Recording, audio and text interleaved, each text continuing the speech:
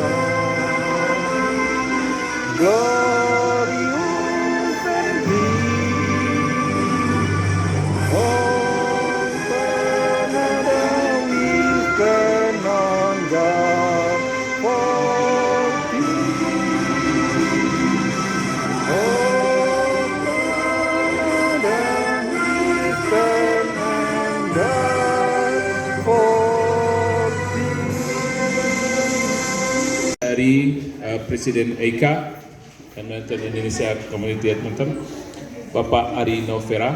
Pak Ari, dipersilakan.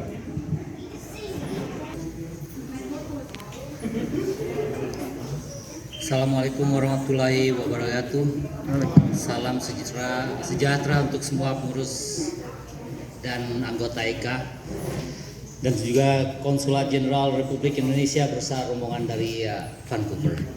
Pada kesempatan kali ini saya selaku Ketua EIKA yang mewakili seluruh warga Indonesia di Edmonton mengucapkan banyak terima kasih atas kesempatan dan waktu yang diberikan oleh KJRI dan rombongan untuk mengunjungi kami di sini.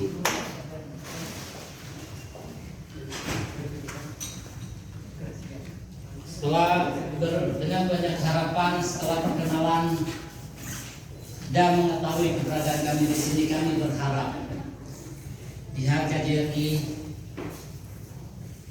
bisa membantu, mendukung, dan juga mensupport kami semua di sini melalui EIKA Permika Edmonton, pengajian Edmonton. Warahmatullahi wabarakatuh. Pertama-tama marilah kita panjatkan puji syukur kehadirat Allah SWT, Tuhan yang Maha Kuasa, Tuhan yang Maha Esa. Muslim Community of Edmonton, IMCE, kami mengucapkan banyak terima kasih kepada pengurus EIKA yang telah memberikan kesempatan untuk berbicara di depan ini. Terima kasih kepada Pak Hendra Halim dan rombongan dari KJRI Vancouver yang telah bersedia datang di Edmonton ini untuk berkenalan dengan masyarakat yang ada di Edmonton dan sekitarnya. Mungkin kehadiran mungkin ada yang terlambat karena pada saat yang bersamaan seperti Bapak kita kunjungi kemarin di warung KJRI sedang berlangsung proses pembuatan paspor ya. Jadi ada proses pembuatan paspor sehingga mungkin ada yang terlambat. Indonesian Muslim Community Association adalah bagian dari masyarakat Indonesia yang ada di sini, sedangkan EIKA adalah induknya gitu ya. Jadi memang masyarakat memerlukan kegiatan ibadah selain yang umum sehingga ada namanya pengajian Edmonton atau IMCE itu. Kemudian kita juga selalu tidak membedakan kalau ada kegiatan EIKA ya tetap kita sama-sama ya, jadi tidak membedakan ini anggota pengajian ini anggota kebaktian atau tidak, tapi kita sama-sama EIKA, sama-sama ini. Hanya dalam kegiatan beribadah biasanya memang kan masing-masing mempunyai agama yang sendiri-sendiri, itu yang perlu kami tekankan. Selain itu juga kita hand to hand bekerja sama selalu untuk mengadakan charity gitu. Kalau ada bencana-bencana di Indonesia baik EIKA atau pengajian ini selalu melaksanakan itu. Jadi kiprahnya tidak hanya beribadah kepada yang kuasa tetapi sosial juga kita selalu mengadakan banyak sekali seperti yang kemarin setiap kejadian ada sama-sama dengan EIKA juga. Mungkin itu yang perlu kami sampaikan, tidak banyak, hanya kami sekeluarga udah di sini semua. Jadi kami ingin mengucapkan terima kasih kepada Bapak Konjen yang baru yang mau datang ke tempat kita ini Pak untuk melihat warga Bapak di sini. Kami sadar Bapak bahwa perlindungan Bapak terhadap masyarakat Indonesia sangat kami butuhkan Pak. Kalau tidak ada perlindungan Bapak mungkin kami sudah bagaimana lah, kira-kira begitulah. Saya ingat dulu Pak ya, paspor saya mati Pak. Paspor saya mati, saya harus berangkat. Saya nggak tahu tadinya paspor saya udah mati. Tapi saya harus berangkat ke suatu negara gitu ya. Terus bagaimana saya? Tiket beli Pak. Tahu Pak, saya ke Ottawa Pak. Saya berangkat dari sini, saya sampai di Toronto, saya sewa mobil. Pagi-pagi malam ini kita berangkat nyewa mobil sampai di Ottawa jam 7 jam 8 pagi.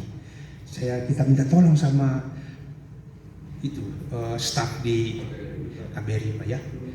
Itu mungkin jam 10 udah selesai paspor. Jangan ragu-ragu, kami akan siap membantu. Jadi saya juga berbicara mengenai kita ada perkumpulan juga di sini seperti Pak Renda tadi ya. Jadi kita bareng-bareng Pak. Kami dari perkumpulan doa Pak ya. Kami bikin juga sama dengan Pak Renda bilang tadi, kami dari sosial juga kami ingin melayani. Jadi kami ada perkumpulan doa, kita mendoakan supaya negara kita terus dilindungi Tuhan Yang Maha Esa. Amin. Ya begitulah. Jadi begitu kami di sini. Jadi kami kerjasama terus. Baik, hubungan kami sungguh baik di sini Pak. Apapun program-program gitu. Jadi kita bergabung dalam AIKA. Namanya AIKA itu Pak Renda bilang tadi. Ya begitu ya. Ya gitu ya. Jadi kami mengucapkan selamat Pak ya datang dari sini. Kesempatan buat kami untuk datang ke sini. Terima kasih sudah datang Bapak Konsul Jenderal. Kita kebetulan Permika sudah semakin besar sekarang. Terus harapan-harapannya ya dokumen secara banyak masalah dokumentasi lebih dilancarkan, sama kalau bisa pergi ke Kanada itu lebih disatukan, karena untuk sekarang tidak ada representasi yang jelas untuk sekarang, dan kita mohon bisa lebih lancarkan supaya nama kita di luar sana di antara PPI dunia lebih dikenal.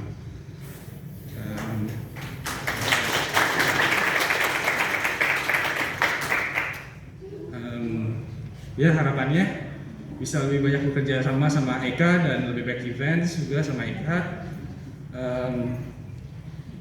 Begitu saja sih sebenarnya. Terima kasih.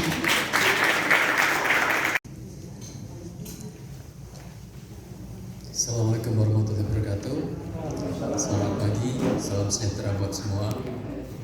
Salam Namo Buddhaya, Om Swastiastu.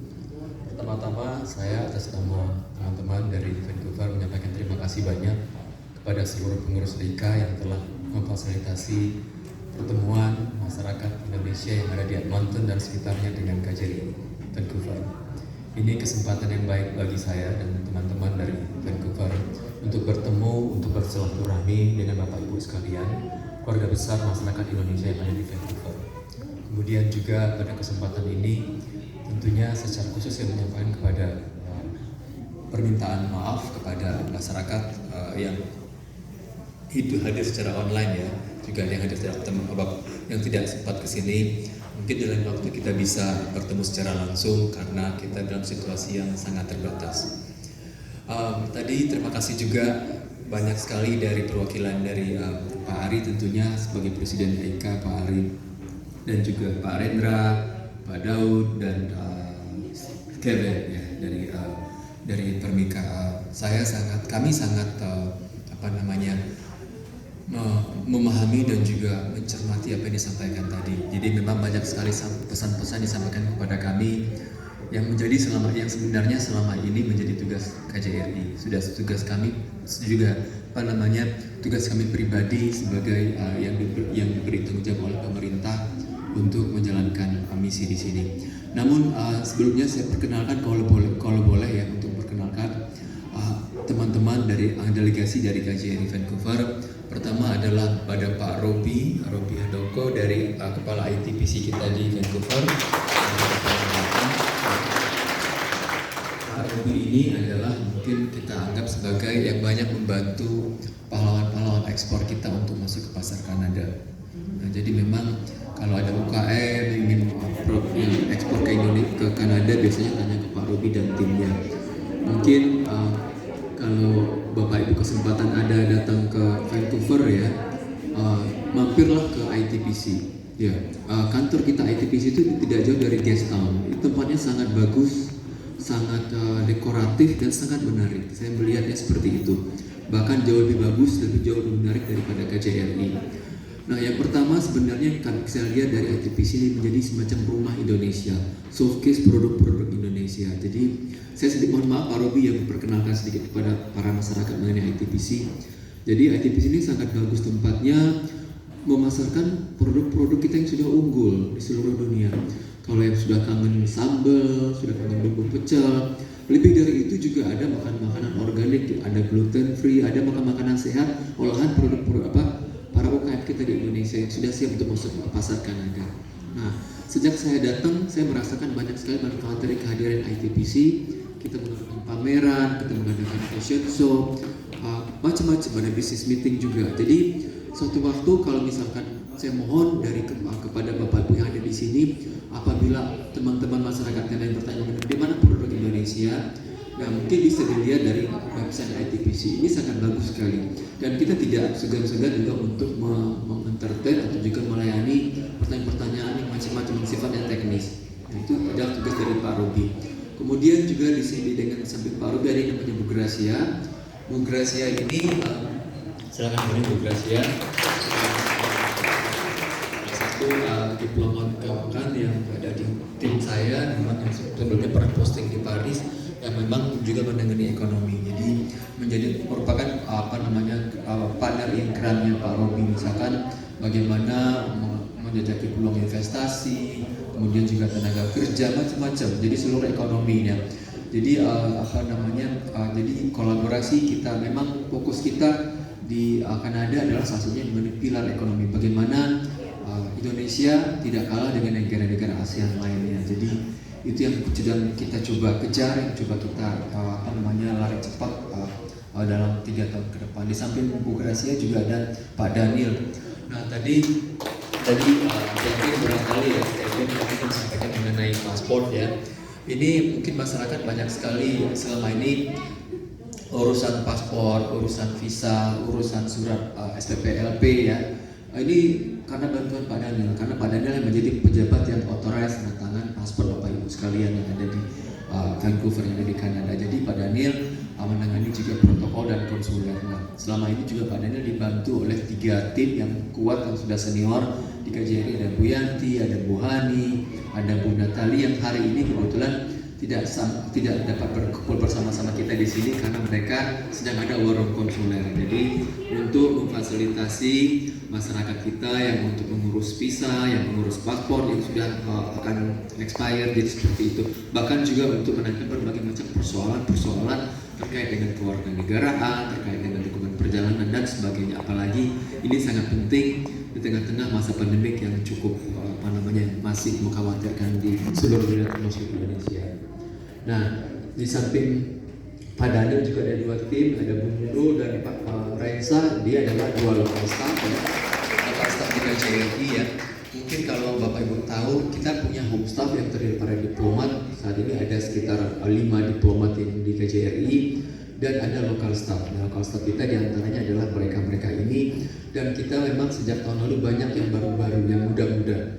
Karena mungkin ya, karena kita sekarang karena pejabat-pejabat teman-teman yang lokal sedang lama perlu retire, sudah saatnya untuk istirahat, kumpul bersama keluarga. Jadi di KJRI juga sekarang sudah banyak tenaga-tenaga baru yang muda-muda, yang lebih lincah, yang lebih teknologi savvy, yang lebih banyak kreatif itu. Karena memang proses kita di Kemlu, Kementerian Luar Negeri, tidak hanya pada level diplomat tetapi juga pada level teknis. Bagaimana teknis bisa mendukung operasional dari jalannya perwakilan dengan baik itu. Nah, perlu juga terkait dengan semua ini, mungkin yang perlu saya sampaikan di sini adalah terkait dengan tugas saya. Kemarin ada yang bertanya apa sih sebenarnya tugas Pak Konjen pertama yang ada di Vancouver atau di wilayah kerja. Vancouver ini kan KJRI itu kan punya 4 wilayah Bapak Ibu sekalian ya. Ada provinsi Alberta, ada provinsi British Columbia, ada Yukon Territory, ada Northwest Territory. Cukup banyak sebenarnya, cukup luas menurut saya. Jadi katanya malah Northwest itu malah lebih jauh kalau ke sana daripada ke Jakarta. Saya belum sempat ke sana. Tetapi pada saat saya dimintakan oleh untuk bertugas di satu negara, khususnya ke Pantai Barat Kanada, yang pertama diminta adalah mengenai perlindungan dan pelayanan masyarakat. Jadi memang itu salah satu pilar yang paling penting diberikan kepada saya untuk meneruskan capaian-capaian yang pernah dilakukan oleh pendahulu saya. Ada Bu Tuti, mungkin dulu juga ada Bu Wiwi, ada Pak Bunyat, ada Pak Jumardis ya. Banyak sekali, ada Bu Bianti, banyak sekali senior-senior kami yang ada di situ. Nah, jadi memang perlindungan dan pelayanan masyarakat ini menjadi salah satu tugas kami. Tugas tentunya mudah diucap tapi tidak mudah untuk dilakukan. Ini memang untuk itu, karena saya melihat kalau untuk bicara mengenai perlindungan pelayanan ada aspek dimensi manusianya. Ada kabel.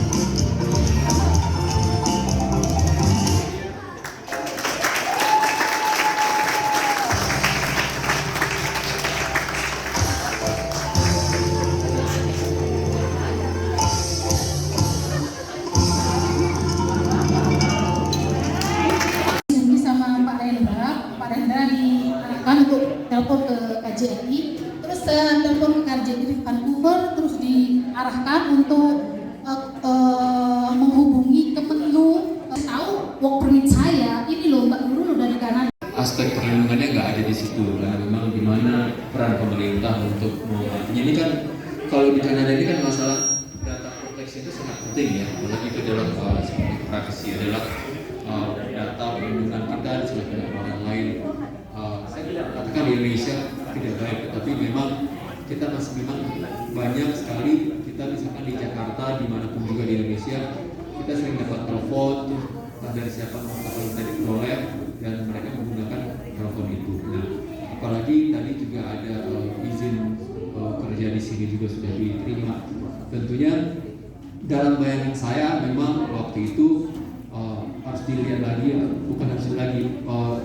Saya ingin tahu sebenarnya apakah itu pernah dilaporkan secara tertulis atau hanya per telepon saja. Karena memang saya menghandle dan servis. Dan itu biasanya seluruh pertanyaan apakah itu pertanyaan paspor atau merasa masalah keamanan itu biasanya tidak pernah menghubungi itu yang selama ini menjadi SOP di seluruh perwakilan. Mungkin dari pakaian penarinya atau gamelan atau angklung, alat-alat musiknya, dekorasinya juga kalau bisa kita minta disupport lah untuk event-event berikutnya. Itu aja dari saya. Makasih. Setelah kebetulan tadi sebelum acara dimulai saya sempat bicara dengan Pak Ali dan juga Pak Rendra. Jadi memang saya minta seluruh pengurus EIKA segera mengidentifikasi berbagai macam rencana kegiatan ke depan dan kira-kira apa dukungan yang bisa KJRI upayakan. Termasuk juga kita sebenarnya mengarahkan pada kegiatan yang tidak sifatnya one off ya, jadi kegiatan tidak ada budaya tapi terintegrasi, ada unsur budayanya, ada unsur ekonominya, jadi promosinya bisa demikian. Jadi mungkin nanti Pak Ari dan tim EIKA bisa diskusi. 5 tahun di situ. Nanti prosesnya itu akan dilakukan ke Kementerian Hukum dan HAM. Kalau dulu masih paper, sekarang sudah bisa online. Jadi 5 tahun itu nggak bisa keluar dari Indonesia? Ya baiknya iya, baiknya supaya bisa 10 tahun, tapi 10 tahun itu untuk yang bolak-balik. Misalnya go and vote Indonesia, kalau masuk Indonesia bisa, tapi 10 tahun. Nah, terus yang satu lagi Pak, kalau 5 tahun itu, 5 tahun stay terus di Indonesia, nanti ibu mengajukan citizenship Indonesia. Tapi dalam 5 tahun itu kita punya kewajiban apa aja di Indonesia? Oh enggak ada, hanya perpanjang izin tinggalnya saja. Oh gitu. Ya. Nanti setelah sampai 5 tahun itu apply untuk Indonesia citizenship. Tapi fasilitas misalnya ada untuk WNA XBRI masih ada, tapi saya nggak tahu detailnya karena itu di Kementerian Hukum dan HAM. Oh gitu. Biasanya dihitung harinya Bu. Iya, dihitung harinya. Tapi detailnya ada di informasinya ada di Kementerian Hukum dan HAM. Tapi yang saya tahu 5 tahun stay di Indonesia. Maksudnya pertanyaan lagi Pak, kalau 5 tahun itu dia bisa ngurus BPJS nggak sama? Ada Bu, kalau nggak salah ada. Ada ya, jadi bisa? Bisa. Oh. BPJS bisa. Kan itu berbayar ya? Iya. Iya. Ada BPJS untuk orang asing kan? Oh gitu. Iya. Tapi mungkin bayarnya beda. Kurang tahu saja, saya kurang tahu. Tapi kan ada levelnya Bu, BNI pun ada levelnya ya. Jadi ada yang level 1, level 2, level 3, ada yang gratis. Itu mungkin bisa pilih situ. Maksudnya kan level 3, level 1 mungkin paling bagus, level 2, level 3, level 3, BPJS ketenagakerjaan, BPJS kesehatan, BPJS ketenagakerjaan. Terima kasih ya Pak. Ya. lebih luas lagi itu pada konsumen Kanada. Tapi untuk awal saya setuju misalnya kita silakan dipisahkan dulu misalnya untuk target pasar untuk community Indonesia itu seperti kalau di Vancouver ada Tante Grace namanya, itu yang khusus menjual toko-toko kelontong produk-produk Indonesia, khusus makanan dan minuman Indonesia. Persyaratan setahu saya tidak perlu rumit bagi mereka. mereka yang pasti harus ada punya business license di sini, karena business license itu jadi modal pemerintah Kanada khususnya apabila terjadi sesuatu atas produk-produk yang kita edarkan. Jadi kepada siapa mereka akan menagih tanggung jawab, ada personnya. Itu kenapa harus ada business license dan seseorang yang bertanggung jawab untuk memasukkan produk-produk dari manapun masuk ke Kanada. Ini juga berlaku untuk produk-produk Indonesia. Jadi harus ada pelaku usaha di sini punya business license dan itu terdaftar di CFIA, Canadian Food Inspection Agency. Sebelum melakukan impor dari Indonesia, kita harus melaporkan dulu kita akan jenis barangnya. Jadi misalnya produk makanan minuman, makanan apa, misalnya biskuit, jadi harus udah rinci Pak. Dan itu yang kita datangkan tidak boleh keluar dari itu, karena biasanya untuk pengiriman pertama dari CFIA akan mengecek barang-barang yang dikapalkan. Jadi sebelum barang kita keluar mereka akan periksa dulu. Kalau sekali mereka periksa sesuai dengan bukti yang kita laporkan, biasanya nanti pemeriksaan berikutnya random, jadi tidak ada masalah. Jadi begitu barang kita masuk ya kita bisa jual dengan seperti biasa. Yang penting kita sudah ada tempat, ada toko atau apa untuk tempat kita untuk memasarkan suatu produk. Adapun persyaratan sepertinya makan minum tidak ada. Tapi kalau untuk produk-produk yang ingin dijual kembali, khususnya ke masyarakat luas, itu ada persyaratan labeling misalnya. Labeling itu minimum harus ada ingredient, produk kandungan produk apa saja yang ada di dalam makanan tersebut, berapa besar komposisinya, dan juga harus ada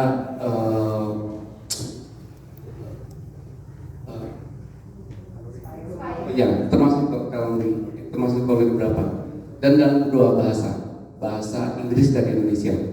Nah, ini akan berlaku juga apabila tadi yang saya bilang, contohnya Tante Grace. Jadi apabila kita ingin membuka suatu toko dengan target pasar atau konsumen pada komoditi tertentu, jadi ini nanti namanya komoditi khusus, komoditi pasar tertentu, misalnya kayak Tante Grace, misalnya produk target pasar dia adalah komoditi masyarakat Indonesia.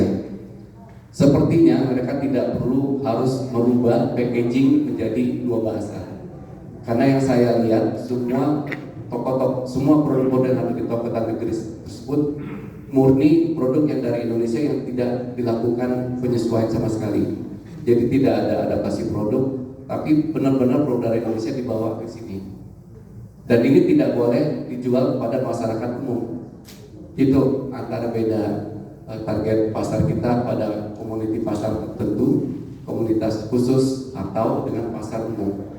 Tapi beda lagi kalau kita lihat produk Indonesia yang ada di superstore, Walmart atau toko-toko umum, itu pasti sudah dalam bentuk dua bahasa, dan paling tidak peraturan labelingnya kita sudah sesuaikan.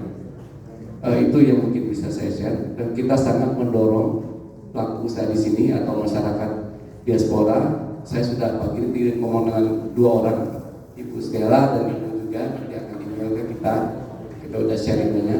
Kita dari KJRI siap membantu informasi apapun, misalnya Bapak sudah siap, nanti kita akan bisa mencarikan partner bisnis Indonesia, siapa yang membuat produk tersebut, siapa yang memproduksi produk tersebut, nanti kita bisa share daftarnya. Silakan Bapak Ibu nanti komunikasi sama mereka, dan kita akan mendampingi, kita akan ada di tengah-tengah memfasilitasi sekiranya ada yang kebuntuan dalam diskusi, mungkin kita bisa ikut terlibat mencari jalan tengah dan solusi yang paling terbaik bagi keduanya. Mungkin itu yang bisa kami share. Silakan apabila masih ada pertanyaan. Terima kasih. Terima kasih Pak Dudi, penjelasan yang sangat bagus. Baik, kita satu pertanyaan lagi. Pertama tadi yang mengenai hilang seperti itu. Sebenarnya dalam hal ini kita KJRI sebagai government agen pemerintah ya, tentunya berikan pelayanan yang baik. Tapi kita juga harus paham, kami tidak mau melanggar rambu-rambu pemerintah setempat. Artinya memang pemerintah Kanada jangan sampai misalkan KJRI dinilai pemerintah kita dinilai memfasilitasi yang mungkin yang ilegal seperti itu. Nah, karena memang apabila kita lakukan hal seperti itu, mereka akan balas. Dalam hubungan internasional itu terlalu resiprokal. Jadi you did, you got what you did. Jadi seperti itu. Jadi sebenarnya dalam konsep juga perlindungan teman-teman di mahasiswa ya, misalkan kalau pemerintah Kanada misalkan memberikan batasan yang sangat restriktif kepada mahasiswa, kita akan resiprokal lagi kepada orang yang ada di Kanada Indonesia. Seperti itu hubungan kedua negara yang berjalan seperti itu. Tetapi terkait dengan aturan tadi, kita selalu menyampaikan kita berusaha untuk melihat kira-kira sejauh mana langkah kami untuk membantu bisa memfasilitasi pengurusan permintaan dari masyarakat sesuai dengan rambu-rambu negara itu dan juga kemampuan kita. Nah, apabila itu tadi yang saya sampaikan di awal, apabila ada hal-hal yang seperti ini yang menjadi long standing isu yang selalu berulang-ulang, jadi sistemik, kita nanti bisa sebenarnya ngobrol dengan pemerintah Kanada. Kan kita punya bilateral Pak ya. Kalau kita forum bilateral, konsultasi bilateral Indonesia Kanada, kita nanti ada di bagian isu mengenai konsulat kita cerita, kita punya kasus seperti ini. Bagaimana kalian bisa membawa misalkan tadi terkait dengan misalkan warga negara Indonesia atau sudah menjadi warga negara sini balik lagi ke bagaimana? Nah ini juga bisa kadang-kadang kita berdiskusi dengan pemerintah Kanada. Karena ini tidak hanya Indonesia menghadapi seperti ini, tetapi juga negara ini menghadapi seperti ini. Tapi yang jelas intinya adalah komunikasi, ibu sekalian, bapak sekalian ya. Dan dalam hal ini tentunya saya masih baru ya, tapi saya juga masih belajar. Saya tadi melihat Pak Daniel juga lebih hard for him dan di sini menjadi punya pertanyaan semua itu. Jadi saya tadi berpikir sebenarnya dalam bayangan saya ada beberapa mungkin gagasan barangkali ya. Setelah pertemuan ini dan Calgary mungkin kita ada semacam bertemu dengan online barangkali dengan pejabat dari pusat, pejabat imigrasi, pejabat Kemlu tentang keimigrasian, tentang hal yang tadi. Jadi semuanya bisa menjawab pertanyaan Bapak Ibu sekalian yang benar-benar terjadi di lapangan. Itu bisa dijawab langsung otoritas setempat dan orang yang paling artinya memang orang yang paling yang paling yang memang menjadi tugasnya di situ. Jadi mungkin jawabannya sudah langsung seperti itu. Ini karena memang saya lihat di beberapa proses dilakukan dengan pejabat-pejabat Kemkumham, pejabat dari Kemlu. Jadi nanti Bapak Ibu sekalian, masalah-masalahnya kami catat, nanti pada saat diskusi dengan mereka kita bisa diskusi yang lebih terbuka dan mungkin bisa ada jalan keluar. Itu barangkali yang bisa saya sampaikan. Di luar itu tentunya mudah-mudahan komunikasi seperti ini terus kita bangun ya, kami terbuka nanti Pak Ari dan pengurus AIK kami siap untuk dikirim email dan juga nanti Pak Dani dan teman-teman juga semua kita siap untuk menerima berbagai macam inquiry. Kami berjanji untuk berbagi kinerja kami dan juga dukungan itu barangkali bermanfaat untuk negara Kanada juga.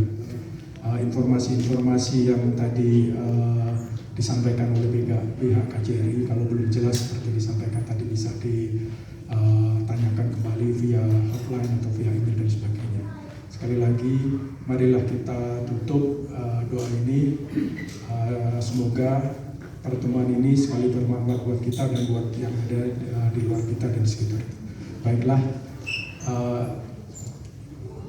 berdoa menurut agama dan kepercayaan masing-masing. Berdoa mulai.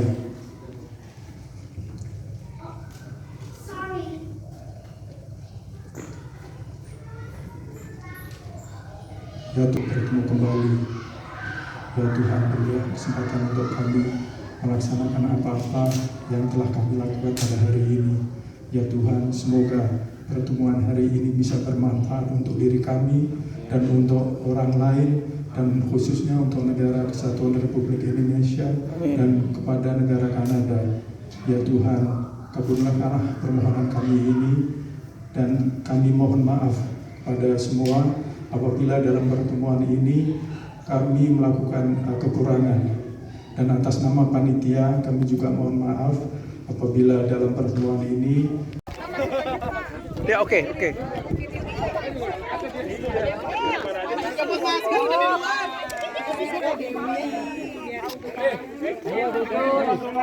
Pak Konjennya belum ada loh.